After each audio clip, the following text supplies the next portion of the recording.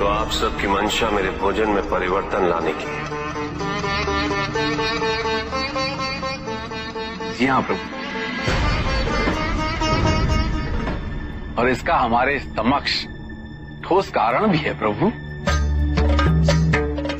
विवाह उपरांत आपका जीवन सभ्य समाज की संगति में व्यतीत होने वाला है, और सभ्य समाज में अपक्व भोजन को हे दृष्टि से देखा जाता है प्रभु। इसीलिए अब आप पकवान ग्रहण करके सामाजिक जीवन का आनंद लीजिए प्रभु। आप देवतागण उस जीवन पद्धति को तिरस्कृत कर जो कि आपके अनुरूप और जो आपके अनुकूल ढल जाए, उसे आप सभ्य की संज्ञा देते है ना इंद्र? महादेव, इसे कृपया अन्यथा ना ले प्रभु, परंतु देवराज के कथन में कुछ सत्य अवश्य है। पकवान का सामूहिक रूप से ग्रहण करना यह सभ्य समाज का अभिन्न अंग है। अब आप भी इसे अपना ले तो इसमें हानि क्या है प्रभु? ऐसे भोजन से केवल हानि ही हो सकती है देवर्षि नारायण। सर्वप्रथम ऐसे भोजन के उत्पादन हेतु जो कि सभ्य समाज का भोजन है और वन्य प्रदेश का विनाश कर उसे खेतों में परिवर्तित करते हैं, जिससे उसके संरक्षित जीव जंतुओं का भी सर्वनाश होता है।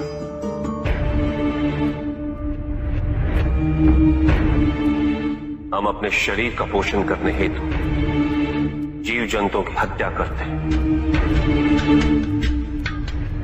खेतो't को सिंचित करने हेतु नदियों के प्राकृतिक बहाव को कृत्रिम साधनों से रोक देते हैं। इससे विपदा और अकाल की स्थिति उत्पन्न होने की आशंका सदैव बनी रहती है। जल जीवन का भी सर्वनाश होता है। तत्पश्चात उस अन्न को पकाने हेतु हम वृक्षों को काटकर ईंधन की आवश्यकता पूरी करते हैं।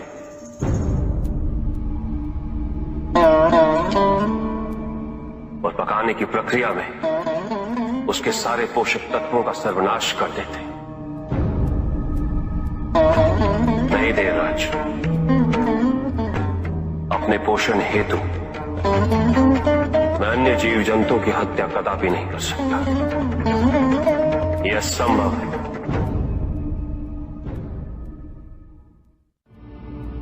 वो व्यापारी जिसके पास इस संसार में जीवन निर्वाह हेतु सब कुछ था,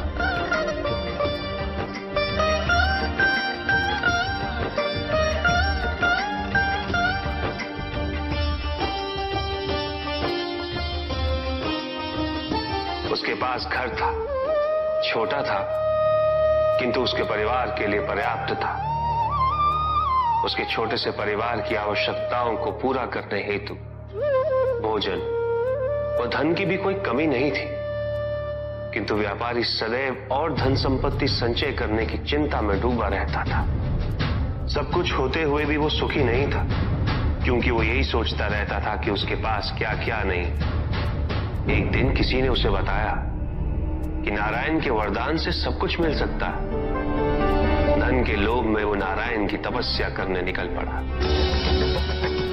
ओम वैष्णवे नमः। और इस प्रकार वो कई वर्षों तक नारायण की तपस्या करता था। ओम वैष्णवे नमः। ओम वैष्णवे नमः। ओम वैष्णवे नमः। ओम वैष्णवे नमः। वत्स,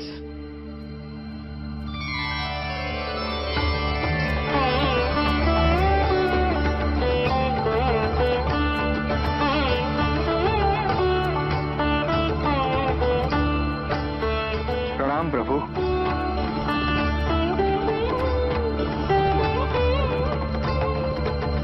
मैं तुम्हारी तपस्या से प्रसन्न हूं।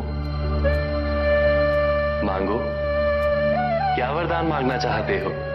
प्रभु, प्रभु मुझे समस्त संसार की भूमि चाहिए। संसार में जितना भी धन है सब मेरा हो जाए। क्या मैं तुमसे पूछ सकता हूं, तुम्हें इतना सब कुछ क्यों चाहिए? मैं सुखी रहना चाहता हूं प्रभु, और धन संपत्ति ही सुख का माध्यम है। किंतु संसार की परिभाषा हर किसी के लिए भिन्न होती है वत्स। कुएं में बैठे मेंढक के लिए वो उसका संसार होता है। तुम बताओ वत्स, तुम्हारे लिए संसार की क्या परिभाषा है? सब कुछ प्रभु, जो कुछ भी मुझे दिखाई दे रहा है वो सब कुछ संसार ही तो है प्रभु। उचित है, मैं तुम्हें वरदान देता हूं कि जितना भी संसार तुम अपने नेत्रों से स्वयं देख सको वो तुम्हारा होगा, किंतु जो तुम नहीं देखोगे वो तुम्हारा नहीं होगा। अब इस संसार का सबसे धनी व्यक्ति मैं बन जाऊंगा प्रभु, और सबसे सुखी भी।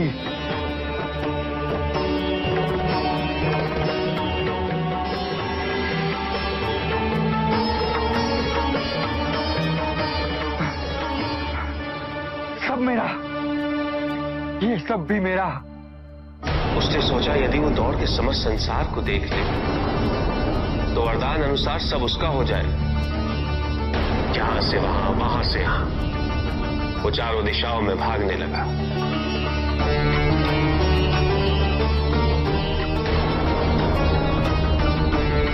जो भी दिखा वो उसे अपना बनाता गया, किंतु उसका लालच कम नहीं, अपितु और बढ़ता गया।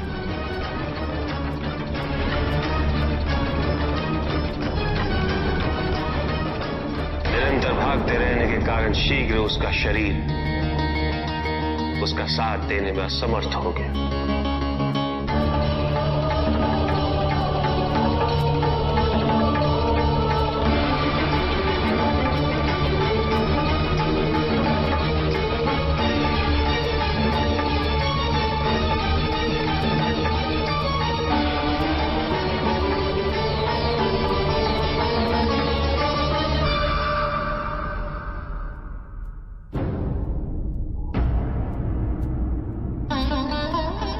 और इस प्रकार उसके पास केवल उतनी ही भूमि रही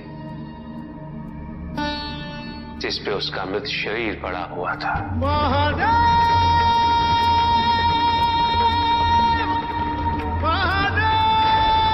अकेला। उसके पास उसके परिवार का सुख भी था, किंतु उसने उसका आनंद नहीं उठाया।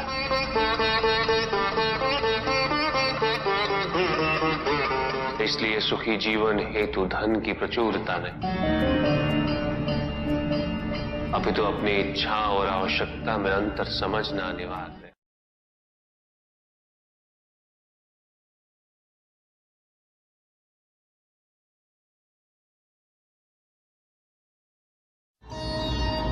किंतु पिताजी, कुछ व्यक्ति अहिंसा का व्रत कर रहे हैं, किंतु अधिकांश व्यक्ति तो अस्त्र शस्त्रों से सुसज्जित होकर घूम रहे हैं। शरीर की रक्षा के लिए बड़े दुर्ग बनाए जा रहे हैं, कवच बनाए जा रहे हैं, क्योंकि उन्होंने स्वयं योग और शुभता के कवच का त्याग कर दिया है पुत्र। क्योंकि अब शुभता उनके लिए जीवन को जीने का आधार नहीं रह गई, क्योंकि योग तो अब केवल उनके लिए एक कठिन सी साधना है। जो व्यक्ति, जो समाज योग से और साधना से जितना विमुख होगा, वो समाज आत्मरक्षा के लिए कवच, दुर्ग और अस्त्रों और शस्त्रों के निर्माण हेतु सदैव विवश होगा। व्यक्ति के अंतर मन से शुभता जितनी ही क्षीण होती जाएगी, योग की अग्नि जितनी कम होती जाएगी, उसके जीवन में अंधकार की अग्नि भी उतनी ही प्रचंड होती जाएगी।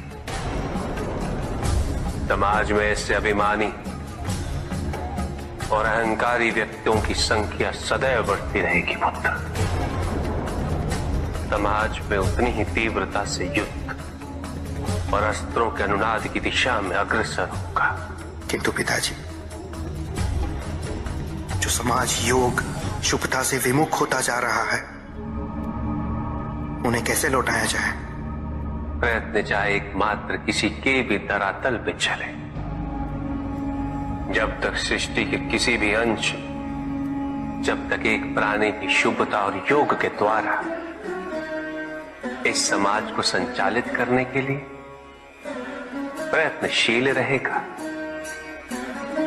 जब तक वो शुभता और योग को केवल शोभा की वस्तु नहीं समझेगा,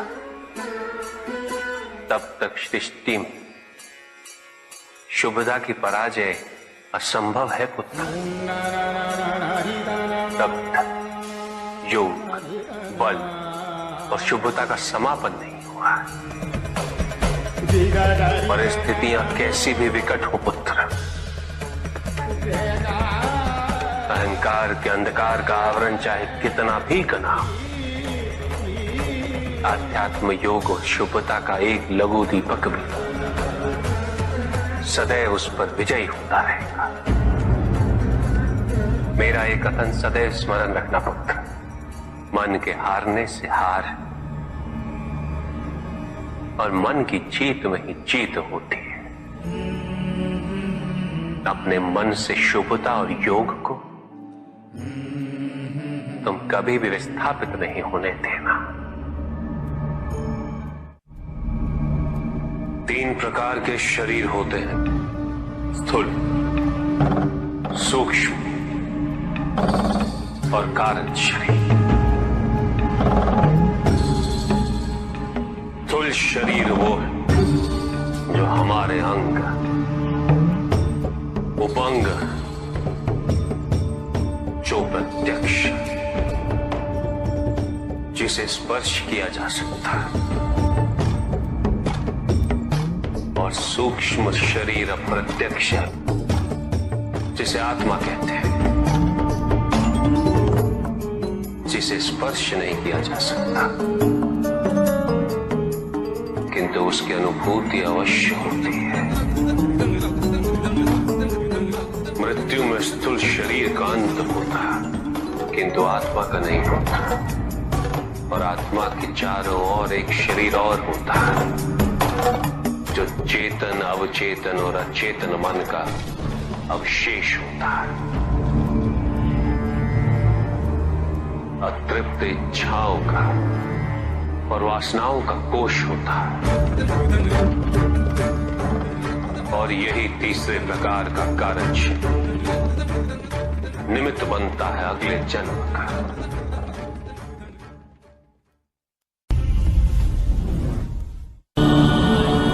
चहचहाने वाली चिड़ियों का गान हमेशा प्रसन्नता का गान नहीं होता।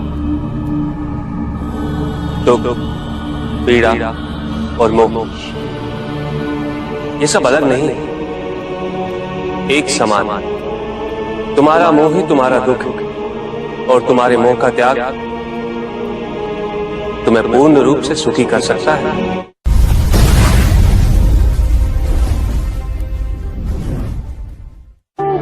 पूजित का साक्षात सामने होना मन को भटकने नहीं देता, किंतु जो सच्चे भक्त हैं, भगवान तो उनके मन में, उनके हृदय में निवास करते हैं। जिनके हृदय में श्रद्धा है, उनके लिए पूजा करने हेतु अपने आराध्य का साक्षात सामने होना अनिवार्य नहीं।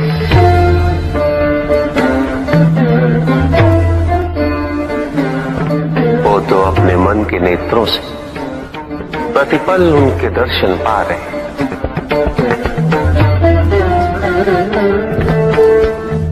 उनकी प्रत्येक अनुभूति में भगवान है।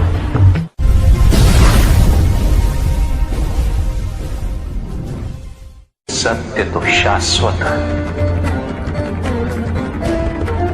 सत्य ही संसार में संतुष्टि और सुख का माध्यम है।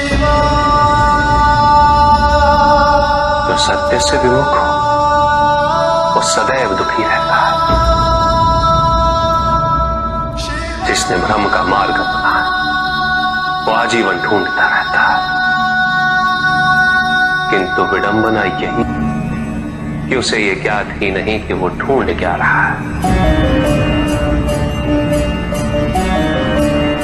सत्य तो यही कि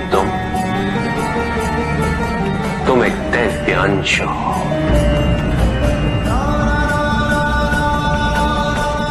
जन्मोपरांत तुम सबने अपने आप को केवल मनुष्य मान लिया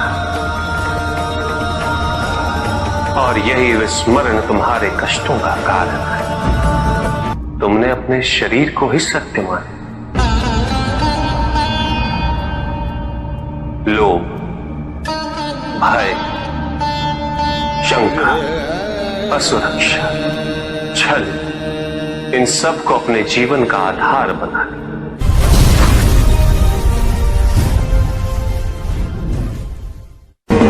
महाशिवरात्रि का व्रत विशेष फलों को प्रदान करने वाला है।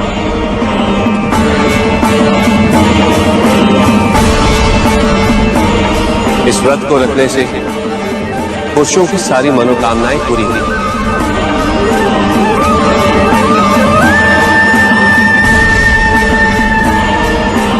सुहागन स्त्रियों का सुहाग हमेशा बना रहेगा और तुम्हारी लड़कियों को मनचाहा वर मिलेगा।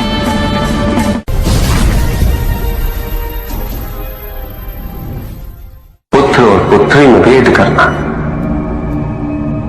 उचित नहीं, किंतु तब भी कुछ व्यक्ति ऐसी मूर्खता कर बैठते हैं क्योंकि वो कन्या की महिमा से अपरिचित है, क्योंकि वो ये समझ ही नहीं पाते कि कन्या का सम्मान करना प्रत्येक व्यक्ति का धर्म है, क्योंकि कन्या जीवनदायिनी है, वो जननी है और जननी तो केवल सत्कार के योग्य होती है, उपेक्षा की नहीं। उसका तिरस्कार नहीं किया जाता। एक कन्या विवाह के पश्चात दो कुलों को जोड़ती है। परिवार की स्थापना है।